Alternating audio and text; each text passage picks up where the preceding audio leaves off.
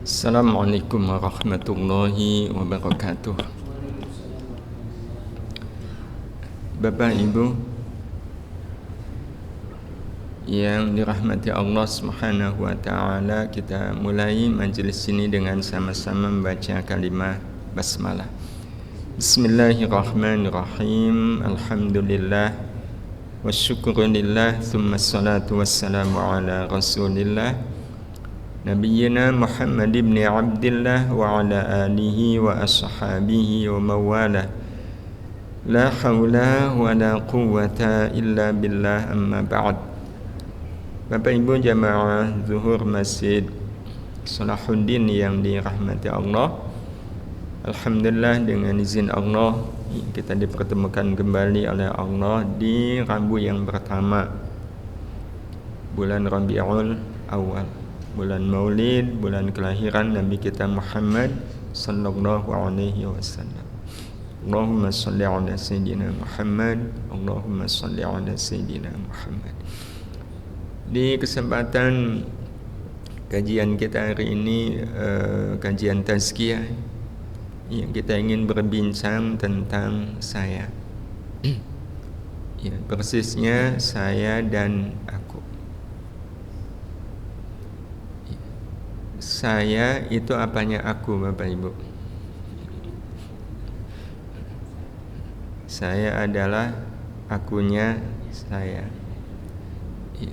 Kalau aku adalah akunya saya. Sayanya aku, akunya saya. Artinya kita semua sepakat bahwa saya dan aku itu sama. Ya, lantas kenapa kita perlu membicarakan ya saya dan aku? Begini Bapak Ibu, kalau atau persisnya mungkinkah terjadi ya, ada orang di waktu yang sama berada di dua tempat yang berbeda? Mungkin nggak? Ya nggak mungkin. Mana mungkin ada orang yang satu orang berada di dua tempat yang berbeda di waktu yang sama. Kalaupun seandainya betul terjadi, ya kayak ini kan bapak-bapak, ibu-ibu ya saat ini ada di Masjid Salahuddin. Tapi ternyata ada orang yang lihat bapak ibu, betul-betul melihat bapak ibu ada di ruangan, di kantor. Kalaupun seandainya itu betul terjadi, itu berarti bisa kita simpulkan yang satunya itu siapa? Yang satunya hantu. Betul? Ya, kan yang satunya berarti penampakan alias hantu. Itu kalau betul-betul terjadi. Ya, jadi kalau betul-betul terjadi nih bapak ibu ada di masjid, tapi ada orang lihat bapak ibu ada di ruangan. Ya persis sama waktunya sekarang. Ya, berarti salah satunya adalah hantu, yang satunya manusia, yang satunya hantu. Kalau itu betul terjadi, kira-kira yang manusia yang di ruangan itu atau yang di kantor? Yang di kantor yaitu yang hantu. Tapi ini kan tidak mungkin terjadi. Kalaupun terjadi ya resikonya tadi, satunya manusia, satunya adalah hantu. Nah maka sebenarnya sama, saya dan aku mungkinkah berbeda? Saya A tapi akunya B, mungkin nggak? Ya nggak mungkin. Kalau sayanya A ya akunya juga A.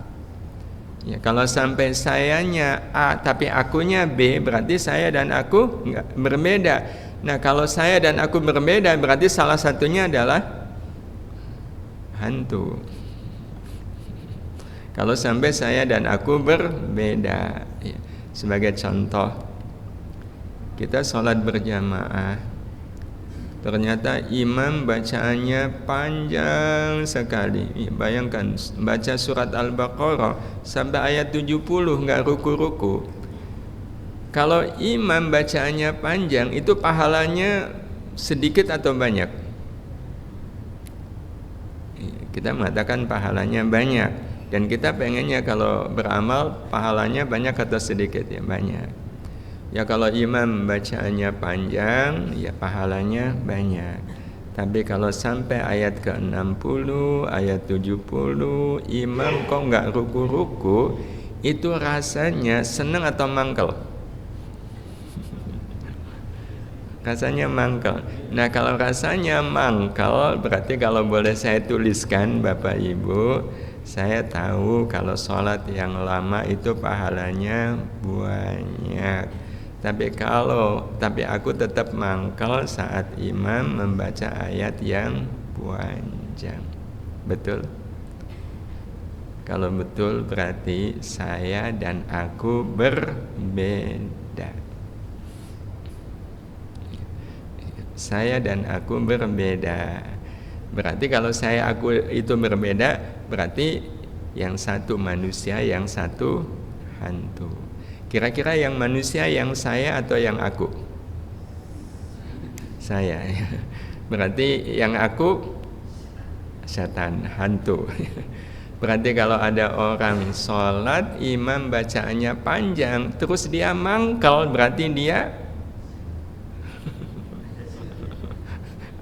ada setannya atau memang dia setannya? Loh yang sholat kan dia, yang mangkal dia, berarti yang hantu dia. Betul Bapak Ibu? Betul. Ya. Berarti kalau kita mangkal itu saya dan aku berbeda. Tapi ini kan baru satu kasus nih. Ya, seseorang itu katanya disebut tersangka butuh berapa alat bukti? 2 ya.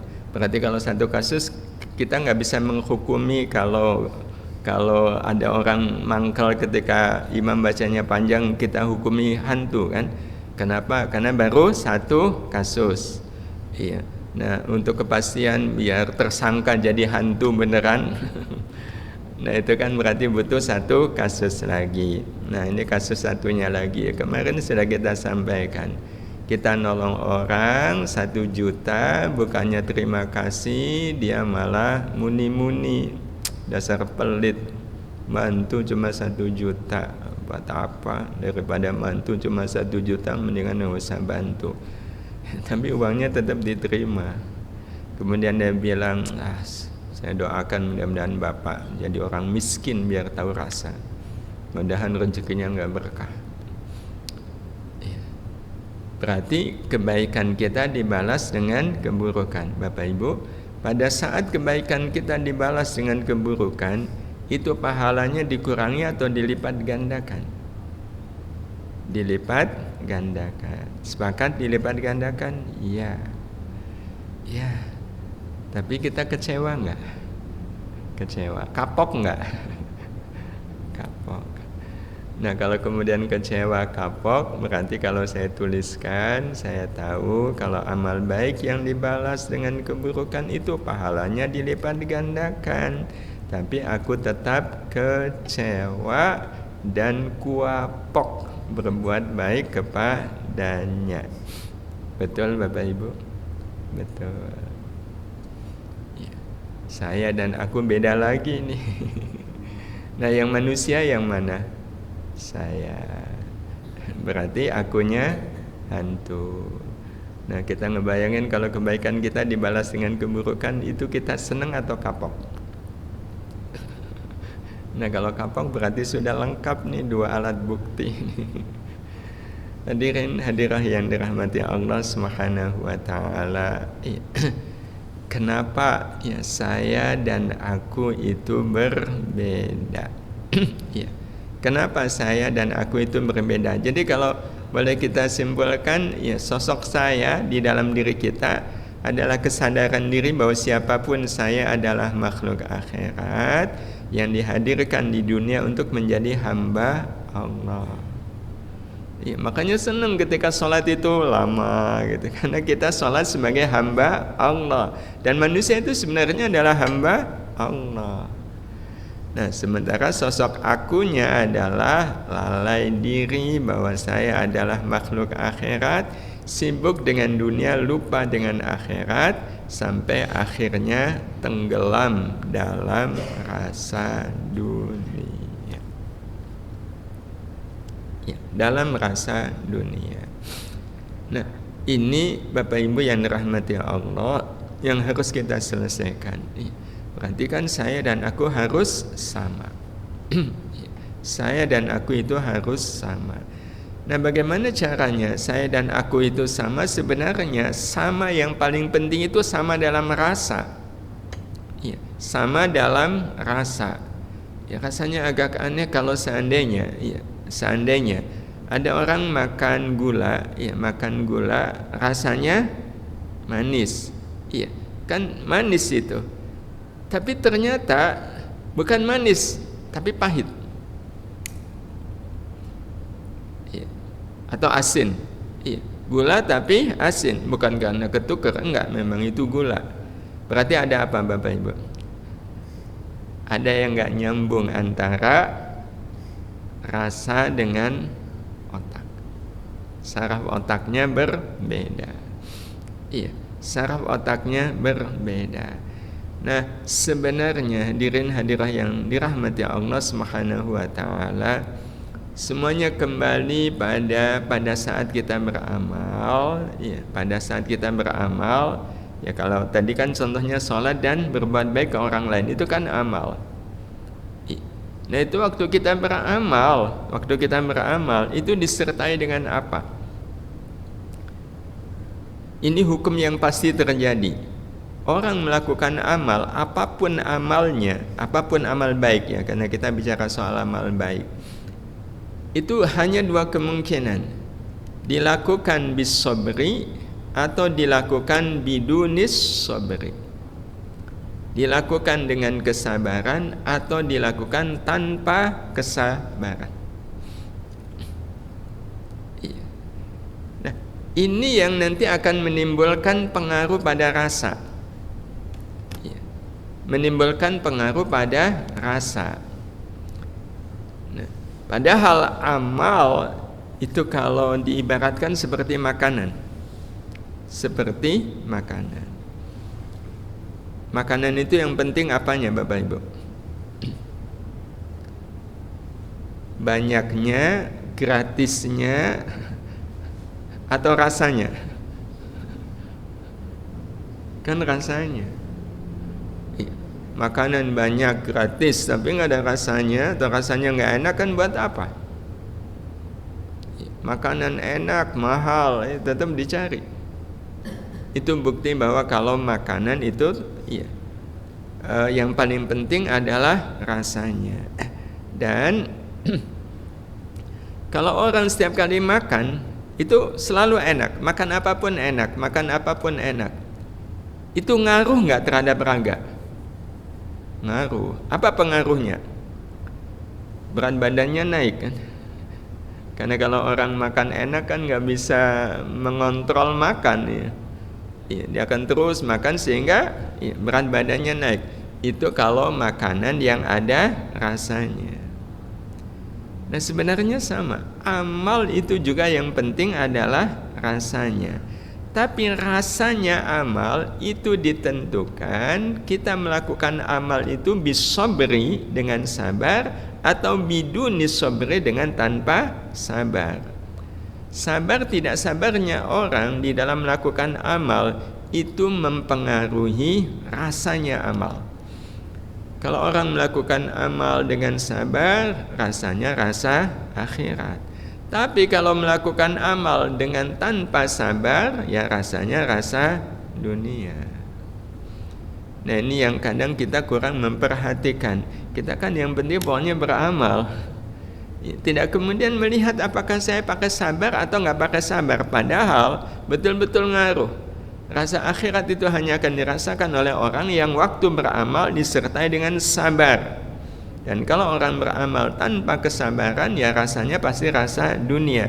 Seperti yang tadi kita contohkan, imam bacaannya panjang, mangkal. Mangkal itu kan rasa dunia. Nah, yang membuat dia mangkal itu karena apa? Nggak sabar. Nggak sabar. Dan tanpa disadari Bapak Ibu, banyak sekali amal-amal yang kita lakukan itu sekedar kita melakukannya tanpa disertai dengan kesabaran. Padahal sekali lagi kesabaran inilah yang nanti akan menentukan rasa dari amal tersebut.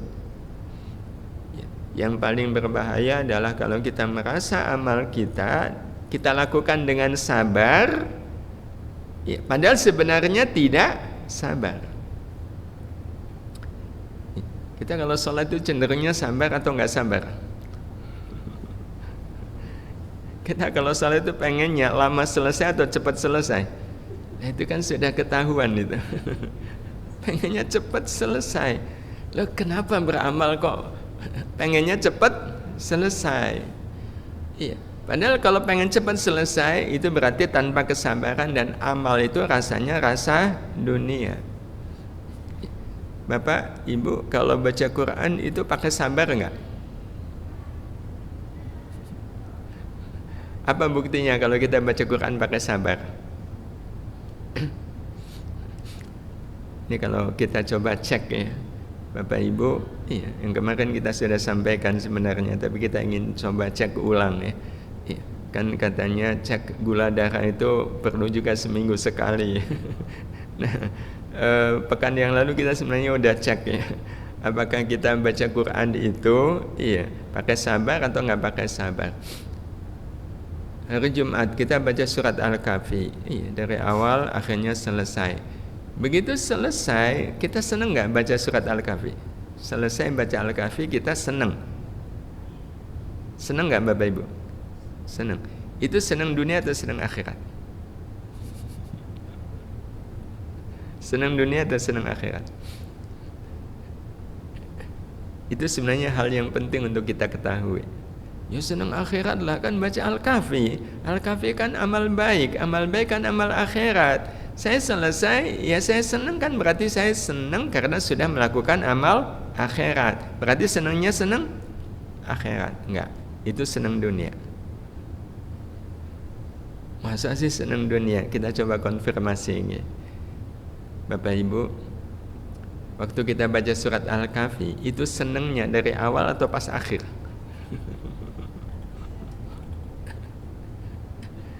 Senengnya dari awal enggak? Padahal surat Al-Kahfi itu ayat 110 saja atau dari ayat 1? Dari ayat 1. Waktu kita baca surat Al-Kahfi, ya sambil baca itu kan ngelirik ayat. Pas ngelirik ayat kok sampai ayat 30, itu rasanya udah seneng atau masih ya Allah baru ayat 30, sepertiga aja belum. Baca lagi ya Allah baru ayat 40, separuh juga belum. Mulai seneng itu pas ayat keberapa? Mulai lega itu. Ketika sudah ayat 100 ya. Apalagi pas 105, 105, wah. Itu sebenarnya indikasi kita baca surat Al-Kahfi sabar enggak? Enggak. Karena kalau sabar, nikmatnya itu sejak awal. Ya, nikmatnya sejak awal. Justru kalau mau selesai itu rasanya ada gelo-gelonya. Ya Allah, saya belum puas baca Al-Kahfi kok sudah mau selesai. Pernah nggak kita baca surat Al-Kahfi ketika udah mau selesai ada gelonya? Padahal kalau kita konfirmasikan dengan makan nasi enak, ini kan sebentar lagi Bapak Ibu makan siang nih. Nasinya enak, lauknya enak. Itu kita merasakan enaknya makan sejak kapan? Sejak suapan pertama kan? Justru ketika mau habis itu rasanya gimana? Aduh ya Allah, padahal enak banget kok mau habis. Boleh nambah nggak ya? Kan mikirnya, Oh boleh Pak, oh kalau boleh nambah nggak? Oh nambah itu. Sebenarnya kan sama dengan baca surat Al-Kahfi. Kalau kita sudah selesai ya baca surat Al-Kahfi, sebenarnya kalau mau boleh nggak kita ngulang dari awal? Ya boleh, siapa yang larang. Tapi biasanya kita kalau sudah sampai ke ayat 110 pikirannya apa? Yes, merdeka, udah selesai. Nggak ada pikiran untuk ngulang. Hadirin hadirah yang dirahmati Allah, ini yang memang sudah hilang ya, pada diri kita. Amal-amal kita sudah tidak terasa rasa akhiratnya ya, tidak terasa rasa akhiratnya. Ya. Nah, padahal seperti makanan tadi, makanan yang enak mempengaruhi raga ya, karena makanan kan. Nah, kalau amal mempengaruhi apa? Jiwa. Maka kalau seandainya ada orang yang setiap kali melakukan amal rasanya rasa akhirat, maka amal itu berpengaruh pada jiwa. Jiwa kita juga akan menjadi jiwa yang ukhrawi. Jiwa kita akan menjadi jiwa yang ukhrawi. Sehingga kalau ada orang yang beramal rasanya rasa dunia, itu membentuk jiwa menjadi jiwa duniawi. Jadi memang beramal itu pilihannya satu enak, satu malah kembalikannya. Betapa banyak orang yang walaupun dia rajin ibadah, yang rajin beramal baik, tapi kok kedunian banget. Hitung-hitungan dunianya itu memang rigid sekali. Kenapa ya? Padahal dia banyak amalnya. Mungkin karena waktu dia melakukan amal, yang dia rasakan adalah rasa dunia, dan itu diakibatkan oleh karena waktu kita melakukan amal itu tidak disertai dengan sabar. Kalau sabar rasanya akhirat. Kalau akhirat berarti jiwanya jiwa ukhrawi.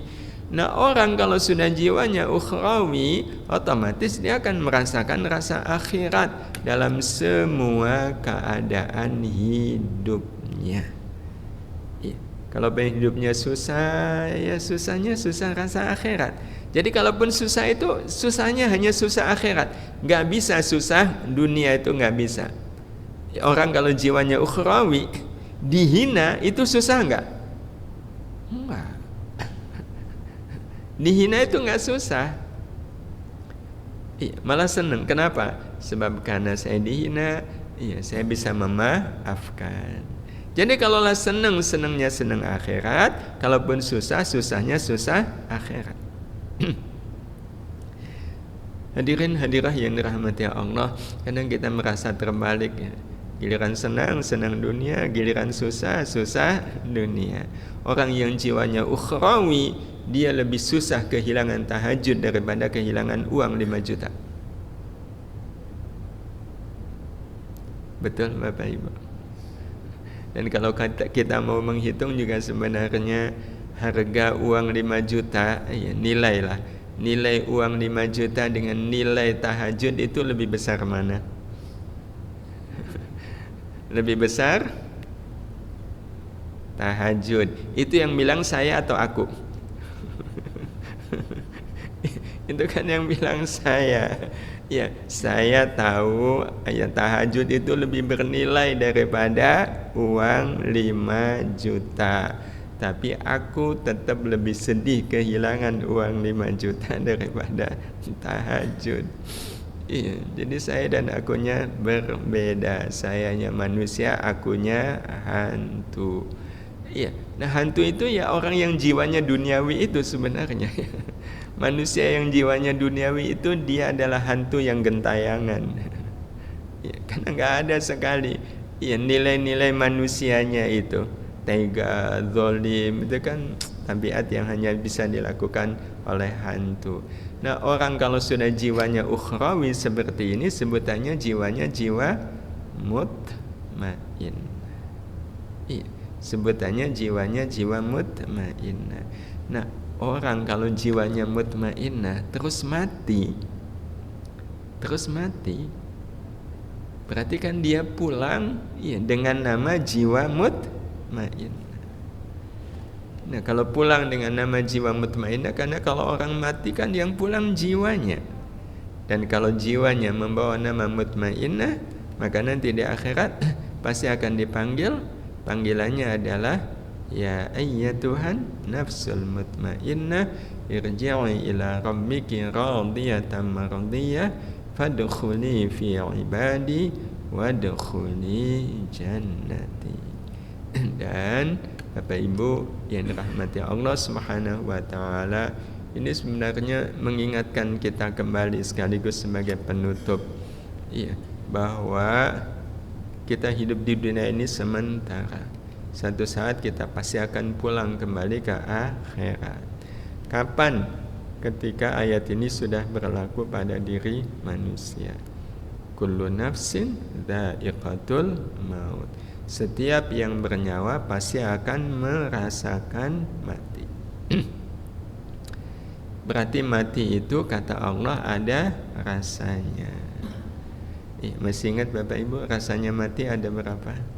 Allah menyediakan dua pilihan rasa waktu kita mati.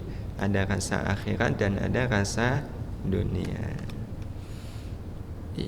Nah, mana yang nanti akan dirasakan oleh orang yang mati, oleh orang yang nanti pada saatnya mati, ya tergantung selama dia hidup di dunia ini, dia lebih kuat rasa dunianya atau rasa akhiratnya. Rasa dunianya atau rasa akhiratnya. Tadi pagi sekitar jam 7:30 saya ketemu dengan tamu. Beliau itu Masya Allah itu, apa-apa itu dibuat nggak overthinking. Beliau pernah ketipu, ya diikhtiarkan agar uang yang ketipu itu kembali. Ya udah sekali, dua kali, tiga kali diikhtiarkan nggak kembali. Apa kata beliau? Ya sudah gitu. Ya sudah gitu. Ya jadi tabungan bagi akhirat saya. Karena kalau dunia itu hilang, itu berubah jadi apa? Akhirat. Iya. Dunia itu kalau hilang justru menjadi akhirat, menjadi kekayaan akhirat. Iya. Ketika kita kehilangan dunia itu pasti akan menjadi kekayaan akhirat. Nah, kehilangan dunia kan ada dua kemungkinan, disedekahkan atau memang betul-betul hilang. Iya, dengan segala macam cara.